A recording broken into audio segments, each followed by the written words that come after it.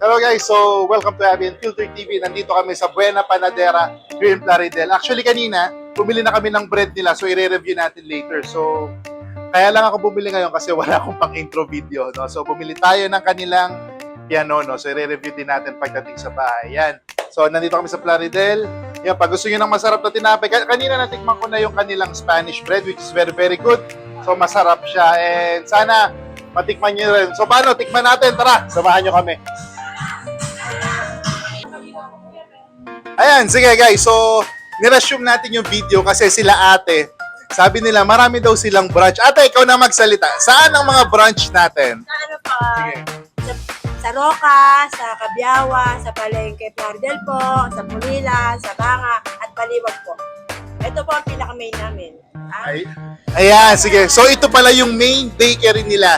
It's Buena Panadera. Kita nyo naman, pangalan pa lang, Spanish na. Pero, yung Spanish bread nila, panalong-panalo, natikman ko na kanina. And titikman natin yung ibang product nila pagdating sa bahay. So, approve! Thank you. Thank you po.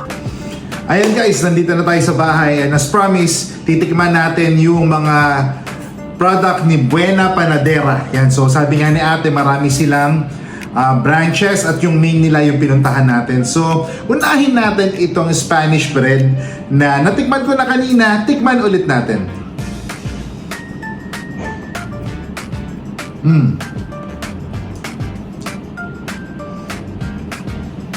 Ano to? Wow! Well, yung lasa niya, the typical Spanish bread, yung feeling niya, naalala nyo, way back nung 90s, ganito yung mga Spanish bread, no? Hindi siya yung mga nauuso ngayon na pag in-order mo, lumalabas yung feeling, maraming sugar sa labas. This one is a classic Spanish bread, no? Yung feeling niya nasa loob, so walang lumalabas na sugar. So, madali siyang hawakan, hindi siya malagkit. And it's good. As I always say, hindi masyadong matamis. Yan, sige.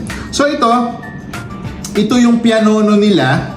So, I think this one is 20 pesos each. Malaki siya. Pero maybe you're wondering, bakit ganyan yung pianono nila?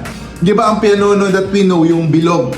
So, ito parang inipit style. So, alam niyo naman sa Bulacan, isa sa sikat na product namin sa Bulacan is the inipit. So ito para siyang inipit. And tikman natin. Okay, so while you're holding it, alam mong malambot siya. Tikman natin.